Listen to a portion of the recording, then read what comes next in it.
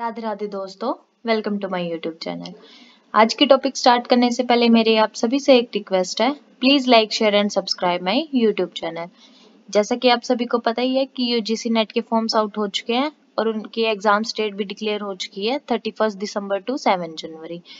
तो जिन बच्चों ने फॉर्म फिल कर लिए हैं बहुत ही अच्छी बात है। तो जिन बच्चों ने अभी तक नहीं किया है वो भी जल्दी से जल्दी अपने फॉर्म फिल करें एंड अपनी तैयारी को स्टार्ट करें। जिन बच्चों ने अभी भी नहीं करी है वो भी आसानी से अपना नेट जेआरएफ क्वालिफाई कर सकते हैं। अभी हमारे पास बहुत टाइम है।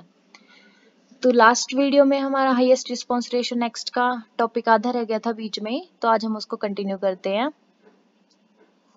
हमारे सीपीयू शेड्यूलिंग एल्गोरिथम के मोस्टली सारे एल्गोरिथम्स कंप्लीट हो चुके हैं। ये लास्ट रहता है हमारा हाईएस्ट रिस्पांस रेशियो नेक्स्ट, जो लास्ट वाली वीडियो में आधा अधूरा रह गया था। तो इसको हम स्टार्ट करते हैं। हाईएस्ट रिस्पांस रेशियो क्या होता है? ये हमारा नॉन प्रीएम्प्टिव सीपीयू शेड्यूलिंग का पार्ट है। इसे हम शॉर्टेज ऑफ फर्स्ट का मॉडिफाई वर्जन भी बोलते हैं। मोस्टली इसमें स्टारवेशन को रिमूव करने के लिए शॉर्टेज ऑफ फर्स्ट के अंदर हाईएस्ट रिस्पांस रेशियो का यूज किया जाता है। ये हमारा बहुत सबसे ज्यादा मोस्ट ऑप्टिमल शेड्यूलिंग एल्गोरिथम में से एक है and it selects the process with the highest response ratio. ये बहुत ही इजी है, इसको बस एक बार इसका कंसेप्ट समझ में आ जाए ना हम इजीली इसके न्यूमेरिकल सॉल्व कर सकते हैं। इसमें हमें दो या तीन प्रोसेसेस के बीच में ना रिस्पांस रेशियो फाइंड आउट करना होता है। जैसे ही हमारी रेडी क्यू में मोर देन 2-3 प्रोसेसेस आ जाती हैं तो हमें उनका रिस्पांस रेशियो निकाल के ये वेरीफाई करना होता है कि इनमें से हाईएस्ट रिस्पांस रेशियो किस प्रोसेस का है और फिर हमें उसी प्रोसेस का एग्जीक्यूट करवाना पड़ता है जिसका रिस्पांस रेशियो क्या होएगा, सबसे ज्यादा हाईएस्ट होगा। तो इसके रिस्पांस रेशियो का फॉर्मूला हमारे पास होता है, ये जो मैंने हाईलाइट किया हुआ है, वेटिंग टाइम प्लस में burst time divide by burst time. तो यहाँ पे वेटिंग टाइम वो होता है जब तक किसी प्रोसेस को सीपीयू नहीं मिलता है, उसका एग्जीक्यूशन टाइम स्टार्ट नहीं होता, तब तक उसको कितना वेट करना पड़ रहा है वो हमारा होता है वेटिंग टाइम। जो हम एक टेबल में कैलकुलेट करते थे वेटिंग टाइम, वो हमारा होता था टर्न अराउंड टाइम माइनस में बर्स्ट टाइम। वो हमारा जब हम न्यूमेरिकल को सोल्व करके वेटिंग टाइम का एवरेज निकालेंगे वो दूसरा होता है। इसमें जो वेटिंग टाइम हमें यूज करना वो ये है कि जिस प्रोसेस का हमें रिस्पांस रेशियो निकालना है तब तक उसे वो सीपीयू एग्जीक्यूट करने के लिए नहीं मिला। बाकी प्रोसेसेस ने कितना टाइम लेके, कब वो अराइव हुई थी, कितना उन्होंने बर्स्ट टाइम लेके उस प्रोसेस को वेट करवाया जिसका हमें रिस्पांस रेशियो कैलकुलेट करना है। तो आइए हम स्टार्ट करते हैं हमारा आज के न्यूमेरिकल के साथ। अब इसमें पहले तो मैं इसको इरेज कर देती हूँ जो पहले भी बना हुआ है एंड प्लीज आप सभी थोड़ा बैकग्राउंड नॉइज को इग्नोर करें। तो अब हम स्टार्ट करते हैं। हमारे आज का हम कलर लेंगे येलो। हमारे पास 5 प्रोसेसेस हैं। अराइवल टाइम्स हमारे पास गिवन है 0, 2, 4, 6 एंड 8 और बस टाइम भी गिवन है हमारे पास। और हमें कौन सी एल्गोरिथम से इस न्यूमेरिकल सोल्व करना है, हाईएस्ट रिस्पांस रेशियो नेक्स्ट। और हमें कैलकुलेट क्या करना है, एवरेज वेटिंग टाइम। तो इसमें इसका ना एक रूल होता है, क्योंकि ये नॉन प्रीएम्प्टिव मेथड है तो एक जॉब को जैसे ही हमने एक बार सीपीयू दे दिया एग्जीक्यूशन के लिए तो वो उसको कंप्लीट करके ही निकलेगी, हम बार बार उसको स्विच नहीं करेंगे। तो इसीलिए हम प्रोसेस बाय प्रोसेस इसको फाइंड आउट करेंगे। अब इसमें मैं इसका कलर चेंज कर देती हूँ ताकि आसानी से समझ आ सके। सबसे पहले हमारी 0 पे कौन सी प्रोसेस अराइव हुई है, P0। तो हमारा बस टाइम कितना है, 3।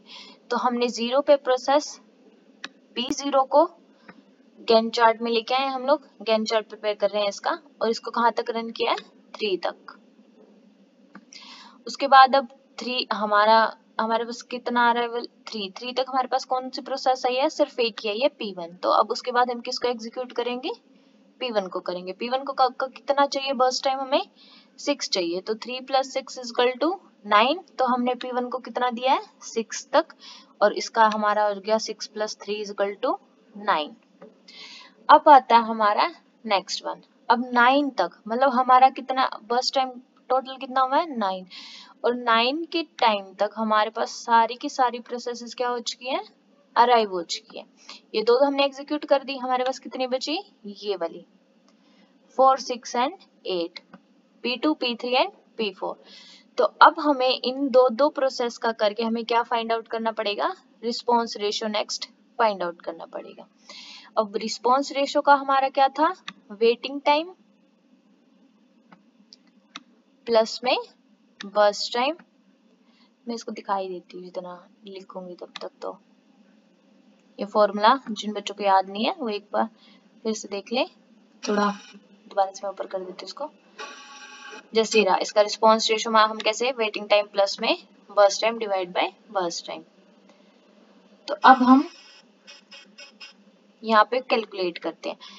अब हमने यहाँ तक कैलकुलेट कर लिया, तो हमारा वेटिंग टाइम अब हमने कितना एग्जीक्यूट किया सीपीयू में, 9 सेकंड तक। तो कब तक कितना वेट करना पड़ा इन प्रोसेसेस को, 9 तक।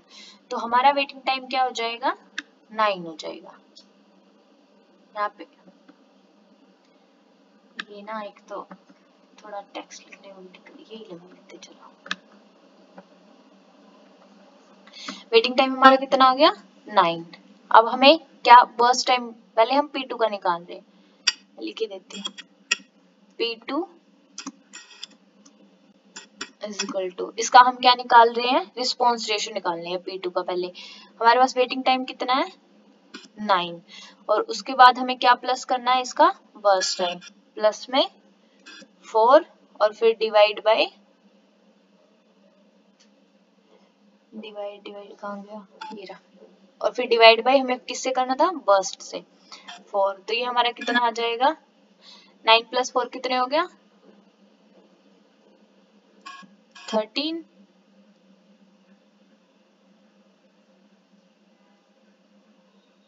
एंड डिवाइड बाय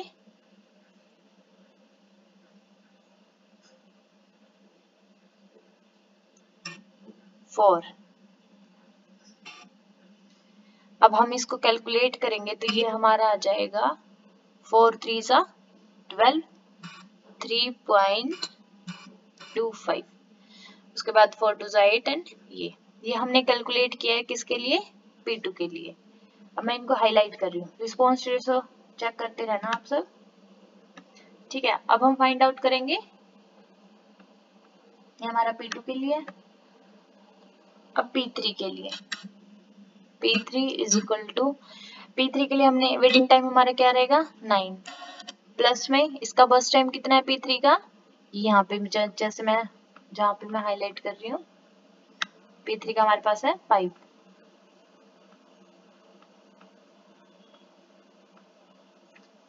तो 9 प्लस में 5 डिवाइड बाय 5, तो ये हमारे पास कितना आ जाएगा, 9 और 5 14, 14 डिवाइड बाय 5 इक्वल्स टू, अब ये इसको हम अगर कैलकुलेट करेंगे, 5 2 10, 2.8। उसके बाद हम अब फाइंड आउट करेंगे P4 का। इसको मैं थोड़ा वो कर देती हूँ, ये हमारा आ गया P3 का। अरे भाई क्या हो रहा है तुझे,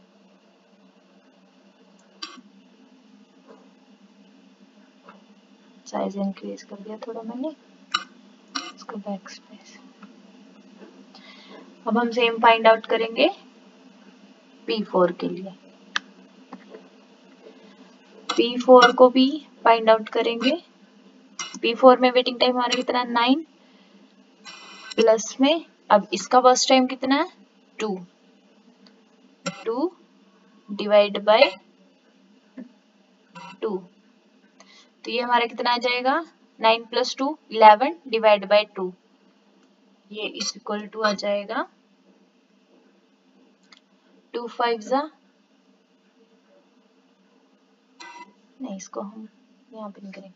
तो अभी हमें पहले इन दोनों में से ही क्रॉस वेरीफाई करना था, P2 आएगी या फिर P3 आएगी। तो अब इसमें ये चेक करो, इसका हमारे पास रिस्पॉन्स रेशियो था 2.8 और P2 का था हमारे पास 3.25। तो हमने पहले किसको एग्जीक्यूट किया, P2 को। अब P2 का हमारा बर्स्ट टाइम कितना था, 4, तो इसको हम 4 तक, 9 प्लस 4 इक्वल टू 13, इसलिए हमारी P2 को हमने एग्जीक्यूट किया। अब फिर से हमारे पास दो आ गई, P3 एंड P4। अब इनको फिर से कैलकुलेट करेंगे। अब हम वेटिंग टाइम हमारा जो हो जाएगा ना, वो चेंज हो जाएगा। अब मैं P3 का कैलकुलेट कर रही हूँ, वेटिंग टाइम हमारा कितना है, 13 हो गया, क्योंकि अब हमने एक और एग्जीक्यूट कर लिया है, तो उसके बाद हमारा 13, उसका बर्स्ट टाइम कितना है 5 डिवाइड बाय 5, तो ये हमारा आ जाएगा 13 प्लस 5 कितना होता है 18 डिवाइड बाय 5। अब इसको हम कैलकुलेट करेंगे तो हमारा आंसर आ जाएगा 3.6। एंड वही अगर अब हम सेम जो चीज है अगर P4 के लिए करें, P4 इज इक्वल टू, मैं सिर्फ आपके लिए इसको कैलकुलेट करके दिखा रही हूँ कि हमें इसमें प्रोसेसेस को कैसे चूज आउट करना है। अब हमारा वेटिंग टाइम इसमें क्या है 13 प्लस में इसका बर्स्ट टाइम कितना है 2 and divide by 2 is equal to हमारे पास आ जाएगा 13 और 2 15 डिवाइड बाय 2 इक्वल्स टू ये कितना आ जाएगा 2 7 जा 14 7.5। तो अब हमारा किसका ज्यादा आया है P4 का, क्योंकि ये हमारा है 7.5 और ये हमारा था 3.6। तो अब किसका ज्यादा हुआ हाईएस्ट रिस्पांस रेशियो P4 का, तो इसलिए हमने पहले किसको एग्जीक्यूट किया है P4 का एग्जीक्यूट किया। जैसे देखो P2 के बाद हमने P4 को किया एंड फिर हमारे पास लास्ट में क्या बची है, एक ही बची है P3 को हमने 20 तक। P4 का एग्जीक्यूशन टाइम 2 था हमारा, तो 13 plus 2 is equal to 15 and P3 का हमारा बर्स्ट टाइम कितना था 5 था, तो 15 plus 5 is equal to 20। I hope आप सभी को समझ में आ गया होगा कि हमें हाईएस्ट रिस्पांस रेशियो कैसे फाइंड आउट करनी है हर एक प्रोसेस के लिए। अब हम इसका बनाते हैं प्रोसेस टेबल जिसमें हम फाइंड आउट करते हैं। यहाँ पे एग्जिट टाइम का मतलब ना कंपाइलेशन कंप्लीट टाइम है कि कंपाइलेशन टाइम इसका कब कंप्लीट हुआ है, ठीक है। तो इसमें कंफ्यूज मत होना। जैसे P0 प्रोसेस हमारी कितने पे कंप्लीट हुई है 3 पे हुई है, P1 हमारी कितने पे हुई है 9 पे हुई है, P2 हमारी किस पे हुई है 13 पे एंड आफ्टर दैट P3 हमने कितने पे की है 20 पे, ये रहा। और सबसे लास्ट में P4 कितने पे हुई थी 15 पे। अब टर्न अराउंड टाइम हमारा क्या होता है कंप्लीशन टाइम माइनस में अराइवल टाइम, तो 3 minus 0 9 minus 2 13 minus 4 and 20 minus 6, ये सारा हमारा आ जाएगा टर्न अराउंड टाइम। उसके बाद हमने waiting time turn around time minus में बर्स्ट टाइम हमारा ऊपर मेंशन था 3 minus 3 0 7 minus 6 1 9 minus 4 5 and 14 minus 5 is equal to 9 7 minus 2 is equal to 5। तो इन सब को कैलकुलेट करके हम अपना लास्ट में क्या निकाल देंगे एवरेज वेटिंग टाइम प्लस करके डिवाइड बाय 5, क्योंकि हमारे पास कितने प्रोसेसेस है 5 P0 टू P4। तो इनको कैलकुलेट करने के बाद हमारा टोटल जो एवरेज वेटिंग टाइम आया वो आया है 4 यूनिट्स। आई होप आप सभी को ये मेथड अच्छे से एल्गोरिथम समझ में आया होगा। जिन बच्चों को अगर फिर भी कोई डाउट है तो दोबारा से इसी वीडियो को रिपीट करके देख लेना आप। मैंने बहुत ही सिंपल स्टेप्स में एक एक चीज को अच्छे से सोल्व करके बताया। तो अब हमारे सारे के सारे एल्गोरिथम्स कंप्लीट हो चुके हैं, तो एक इनका बेसिक सा ओवरव्यू ले लेते हैं। दोबारा सारे एल्गोरिथम्स की एक रिवीजन कर लेते हैं क्विक, ताकि हमें ये भी पता चल जाए कि इसमें स्टारवेशन है, किसकी परफॉर्मेंस कैसी है, प्रिम्पशन होता है या नहीं होता है, एवरेज वेटिंग टाइम किसका किससे ज्यादा है कम है, एक कंपैरिजन हो जाएगा सबके बीच में एंड एक रिवीजन भी हो जाएगा हर एक एल्गोरिथम का।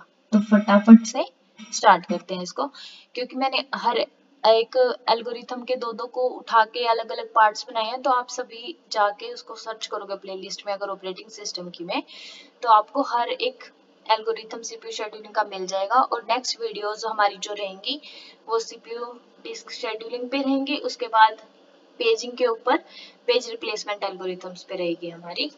तो आइए हम स्टार्ट करते हैं हमारे comparison between various CPU scheduling algorithms. सबसे पहले हम एक बार उनके नाम रिवाइज कर लेते हैं।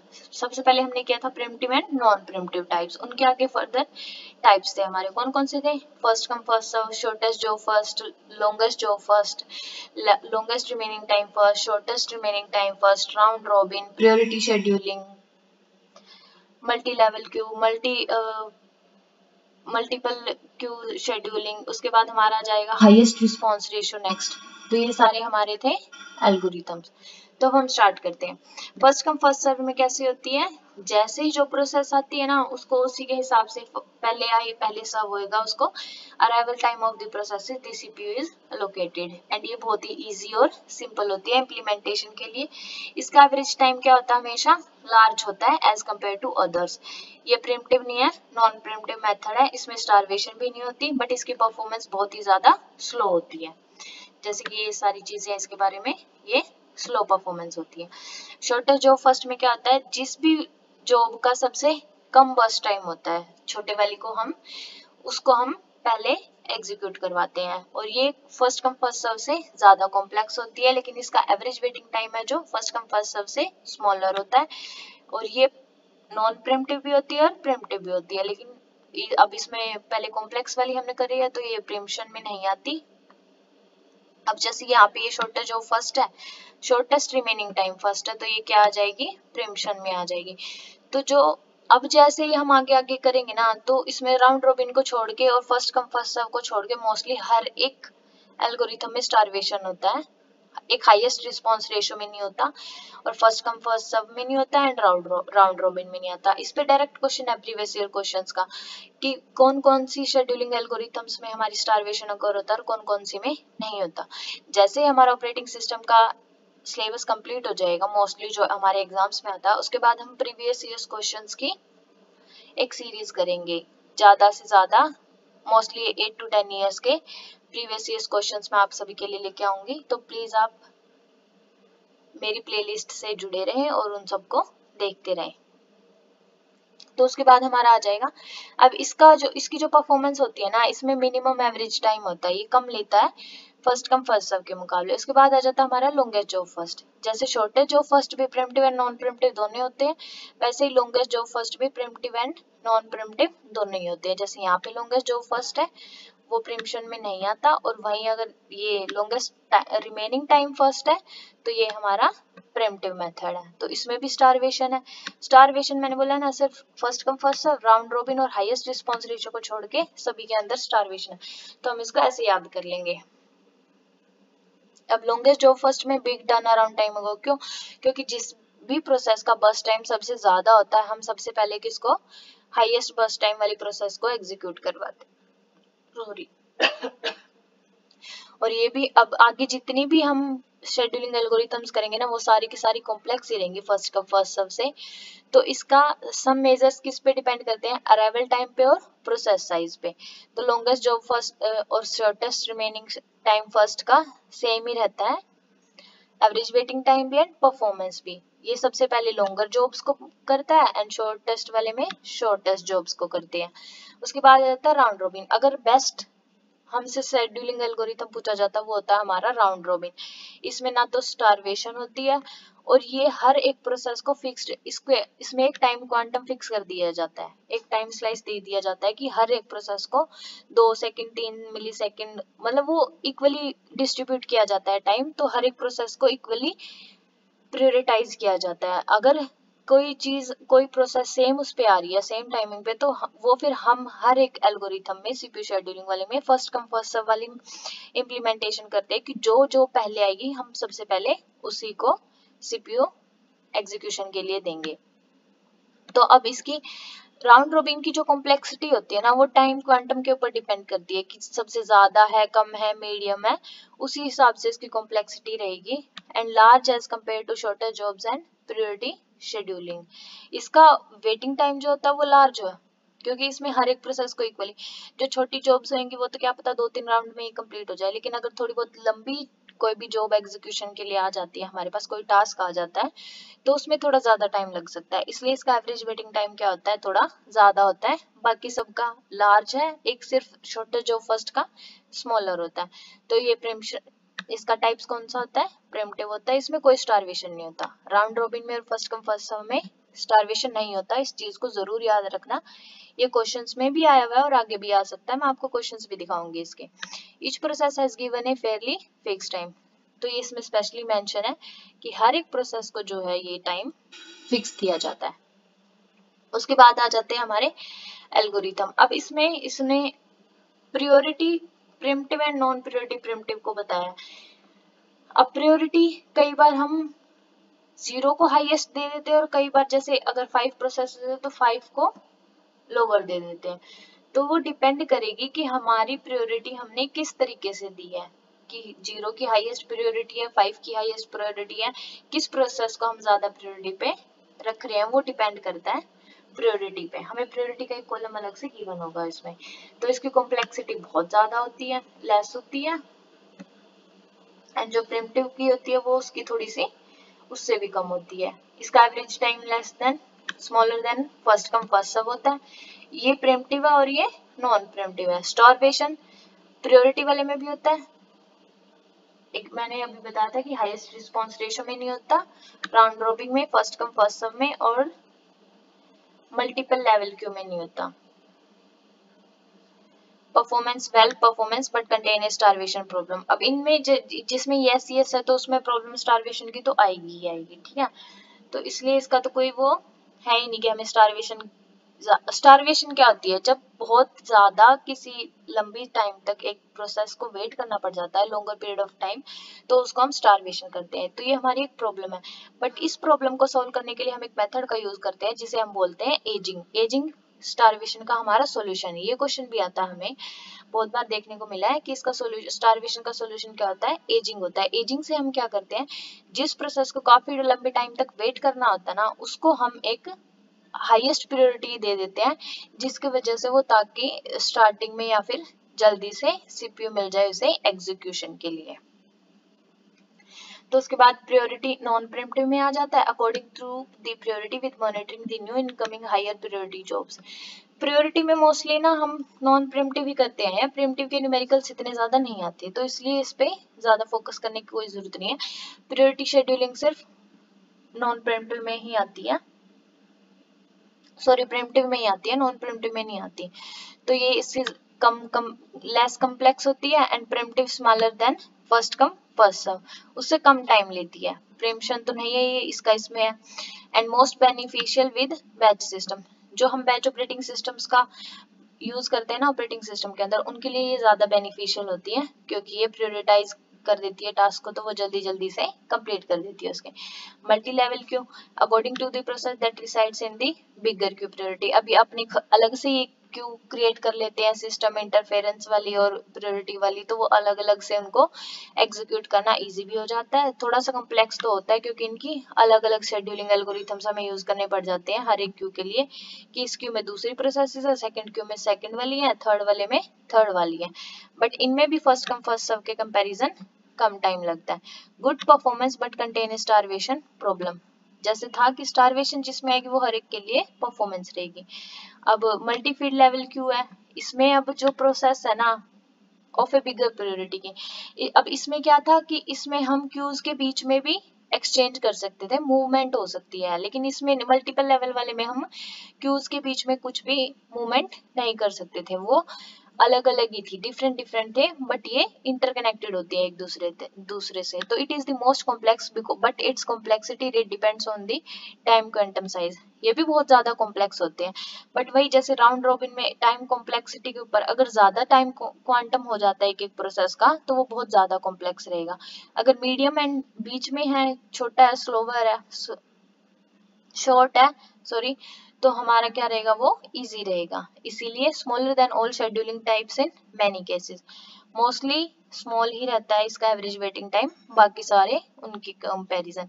ये हमेशा नॉन प्रिमिटिव होता है एंड इसमें कोई स्टारवेशन नहीं होता, तो इसकी परफॉर्मेंस कैसी रहती है, गुड परफॉर्मेंस रहती है।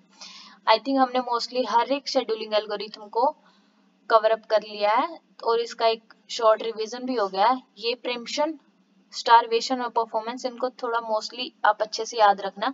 स्टारवेशन के ऊपर बार बार शेड्यूलिंग एल्गोरिथम से क्वेश्चंस आते हैं, तो उसे अच्छे से ध्यान रखना। तो आज की वीडियो यहीं तक थी। Thank you so much guys. Please like share and subscribe my YouTube channel.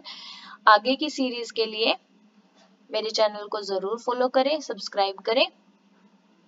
इसके बाद हम नेक्स्ट वीडियोस में करेंगे डिस्क शेड्यूलिंग एल्गोरिथम, जो कि हमें क्वेश्चन पेपर्स में डायरेक्ट देखने को मिलते हैं। और thank you so much. Radhe Radhe. Have a good day.